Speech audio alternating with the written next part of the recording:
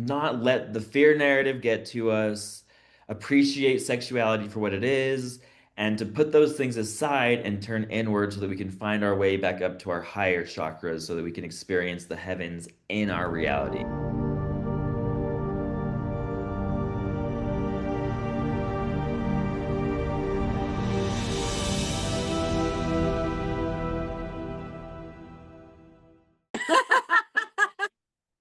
21, yeah, yeah. Yeah. Hello, everybody, and welcome to day 21. I will be your host today, Janae. And as you can see, I'm with Marlene and the beautiful Alex. Today's topic is the origin and the purpose of the chakra. So I think everybody should understand that the chakras are not just shapes, first of all. And they don't just come from India. It is an energetic geometry, essentially. And if you think about a hurricane that's spiraling, or if you think about water that's running down a drain, everything in nature is these vortices.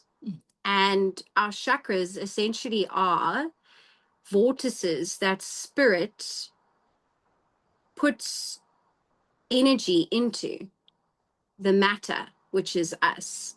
So I think that there is some information that is being given regarding chakras, that there are 7 chakras and they are each different colors and they each mean different things. That is not the case. There are not 7 chakras. There are actually 114 nodes within our body. And what that is these transmitters that we receive. So we've got them in our hands, in our feet, throughout our entire body. And that's, we've been speaking of this auric field, this energetic skin. Now, these nodes also, if you walk into a room, you can sense the vibe that you're about to be around. That's because your nodes are also warning you and notifying your body and your energetic system about the environment that you're walking into. So, Marlene, do you want to add? I do. So several things come to mind. Firstly, as Janae has said, those chakric spinning wheels, they're not just the energy, but they have a texture. They have form. They take on different meanings and feelings as your chakras come into contact with those energies in a room with a person. When you're walking through something, literally your chakras are opening and closing on different points of your body from what they feel. And remember that there is a point of entry and a point of exit. So your chakra is not just on the front, but it is from the front right through to the back. When one walks into somebody else's energy, when you feel, my heart is kind of like sore. It's this, that is your energy that has been picked up and changed. And all of this translates into an imbalance, if we can call it, in the chakric system, which then becomes the imbalance which we call dis-ease. Oh, can I come in? Of course. Can I? She takes the words right out of my mouth, I tell you. She doesn't even allow me to finish. Go, girl. So when you say an imbalance, right? And the opening and the closing, basically each chakra, if you think of the 7 chakras now that we are all familiar with, it is actually each chakra, above the chakra is a major endocrine gland.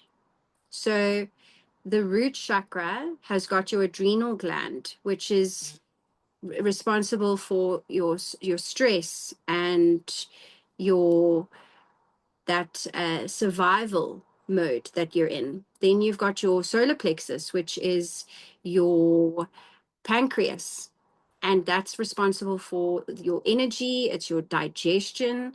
And then you've got your heart, which is your um um um the word. Well, anyways, you understand that there's these glands above each chakra. And what happens when you are out of balance? It's actually an imbalance with your endocrine glands.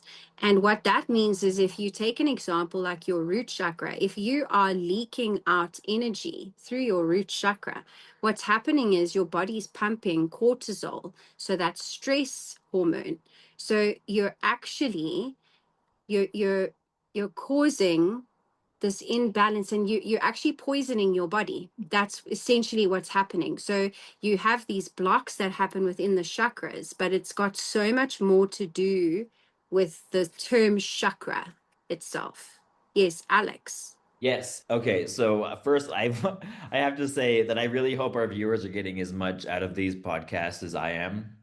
A lot of a big part of awakening is the uncertainty of what you're doing is actually real or not. So like every time we come back to these episodes, it just like re-solidifies and like makes it more concrete that all this stuff is real.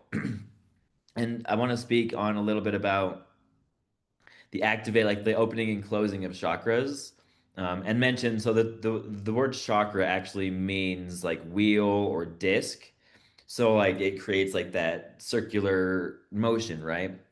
So as far as like the activating and deactivating, opening, closing of chakras, I want to turn attention to myself, my throat chakra. So from a very young age, and this happens every time I think about it. So I have a speech impediment, right? It's a stutter, and it's whenever my throat chakra is closed, it comes out a lot more.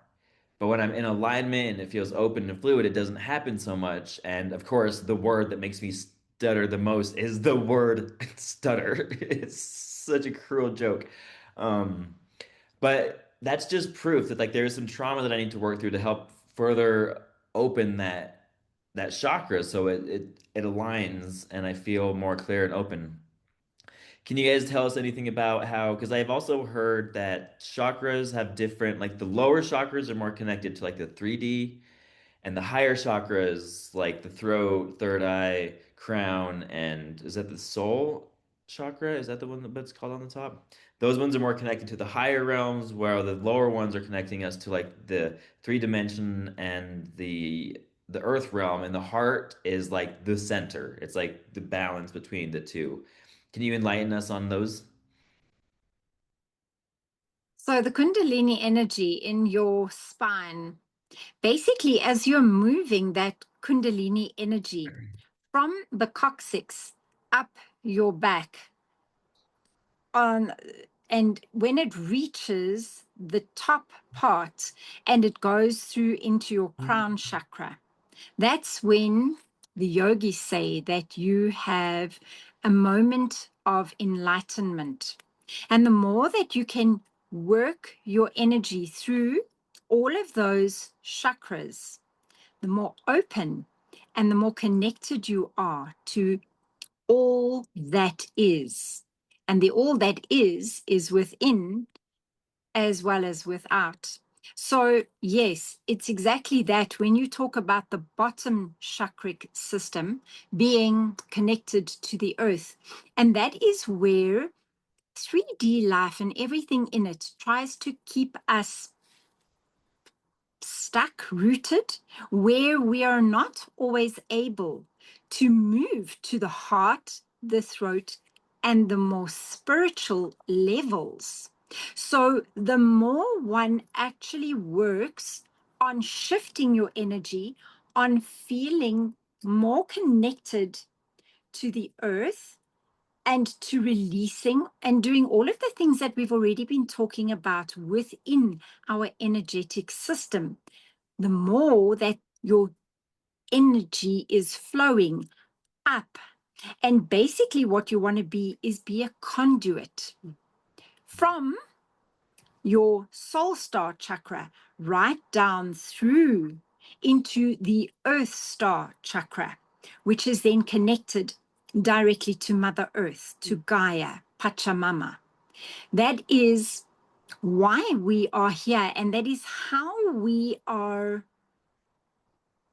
connected with our DNA, with the blood, with your spinning wheels of energy. If you rub your hands together and you feel the energy in the palms of your hands, that's where one of your chakras are.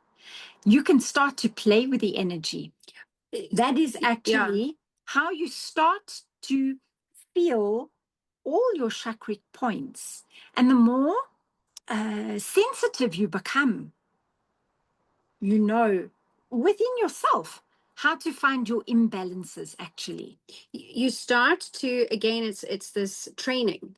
Essentially, with anything that you do, if you're learning the piano, you would train and you would learn the notes, you would get more comfortable with reading the music, and then you would play the keys, and it's the coordination of your fingers using one hand and then two hands.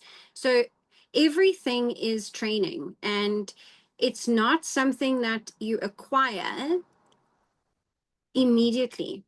It's something that you build on. And that, when Marlene said about the rubbing of the palms together, and you're creating that friction, which is that energy between your fingers. And remember that one episode I explained to you that the mudra that's used, the Anjali mudra, is the prayer position. It's because you're connecting the nodes together at your heart center, which is source. And when you rub your hands together, and it's something you can do, you start to feel the heat between your hands. And then what you do is you separate your hands slightly apart, and you start to pump your hands gently like this. And then you go a little bit faster, and you close your eyes so that that sense gets taken away. And then what you do is you slowly expand the ball of energy, and then you start to play with the energy, and you can start to feel it becomes more intensified. Then what you can do with the ball of energy is, because you're creating an energy around your energetic skin on the on the outside, is you take that ball of energy and you can put it onto the chakra that you're feeling more is out of alignment. And you need to remember something with chakras and our entire system is, it's like taking a fiber cable. So you've got internet running through the cable, but there's mud that's just like all around the cable. There is still signal, but it's not, it's very delayed because of that gunk that's around the wire. So you've got to think of that as yourselves. That's why this work is so important with the cleansing and the openings of the chakras. And it's done in various ways. So you can open the heart chakra with various asanas in yogic practice, where you open the heart space into a camel pose, because you're opening that area to receive. And what you can also do is you actually get Reiki or frequency with sound bowls that start to open each chakra within your body, so that you become, like Marlene said, you're a conduit of energy from the earth to the stars. And that's when you connect, and that's when you are in complete alignment. And like Alex said about the throat chakra, it's because you are also not allowing yourself to live in your authenticity, is when some chakras close, because you aren't in your truth. So if your throat chakra is closed, it's because your ego may have come in and somebody said something to you and you feel like you can't speak the truth, is because you're not living your truth. Yes, Marlene. one can also use what comes from Mother Nature in terms of crystals. Mm. And crystals are so beautiful How do you to place them on? actually help your chakric system to rebalance. Now, when we say rebalance, there is either an underactivity of energy or an overactivity of energy. So you've either got to give that heart chakra more energy, or you have got to calm it down and take a little bit away from it. That's what we say when we mean balancing and out of alignment, because everything comes back down to that energy. You either have too much or too little. And sometimes when we have experienced a huge trauma, for example, that chakra really closes, be it your heart chakra, be it maybe your solar plexus. And so then one has to work with the elements, with colors, and with nature to actually bring to light again those things. And as Janae was saying, it doesn't happen overnight. It doesn't happen in one system.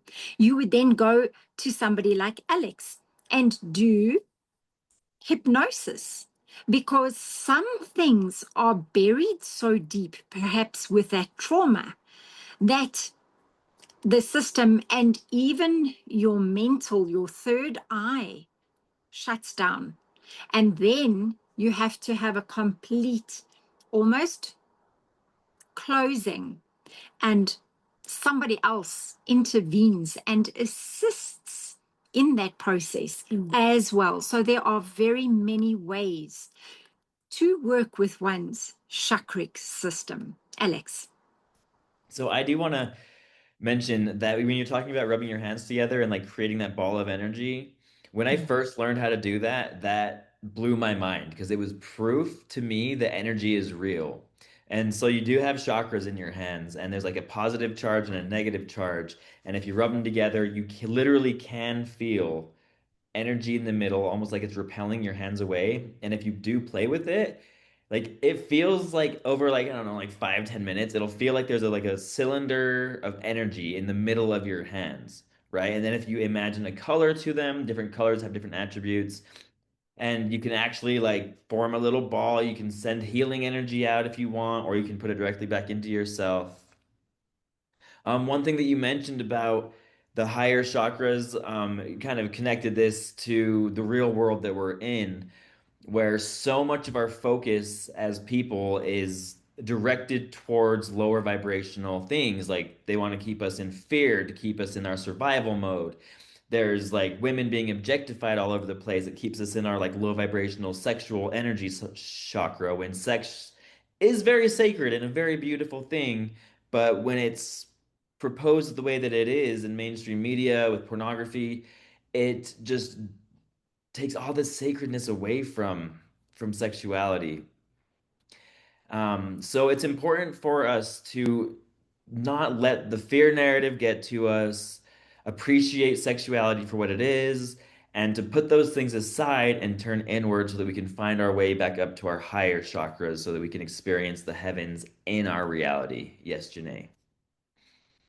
You know, I'd also just like to add, because I'm in the movement space and because I have become so attuned and in tune with my mind, my body, and my spirit, more so in alignment with my body, I want everybody to understand that this is a vessel that we have been gifted. Our souls have been given an opportunity to experience life on earth in a vessel that is so sacred and so miraculous in all that it can do. And it's a temple, and you need to honor that temple and really truly be conscious of what you're intaking. And I say intaking with regards to all your senses. What are you listening to? What are you watching? What are you eating? What are you doing to become this pure vessel so that you can thrive and enjoy this experience that you've been given? So I just really wanted to add that with everything. Yes, Marlene. So the health and wellness for me is tantamount because you are body, mind, and spirit. So whatever you are eating, I'm very big into what you actually put into that temple. You are what you eat. You are absolutely what you eat and what you drink. Please be very mindful and bless your food, bless your water, because all of that energy is actually going into this beautiful body, this temple, and the chakric system then takes it in, whirls it, swirls it, drinks it, lives it. Oh, and I tell you, if you go and clog yourself up with foods that are filled with sugar, and you're giving that to your children, perhaps. And it's not just you, because remember, we're all connected. Absolutely. So if you are blocked and if you are heavy, you're emitting that energy out into the space that you're in. So exactly, it's affecting everyone in your auric field. So it's so vital. And also, if, for example, you have your sacral chakra is not in alignment, eat the foods of the color that is that chakric color, the wheel, the spinning wheel. That is what it's beautiful. Wear the color. So if you're feeling like miserable and depressed, put yourself a beautiful red dress on or wear pink and make yourself feel different because it's all energy. So your body drinks it in and you'll see that everything in your day will just change and turn, honestly. Oh, that is so cool. Marlene just dropped some info bombs on us right at the end here. We're gonna have to dive into that in the next episode. Thank you for watching. This has been a wonderful episode. I hope you got something out of this. Make sure to like, comment, and subscribe. Thank you again, and have a wonderful day.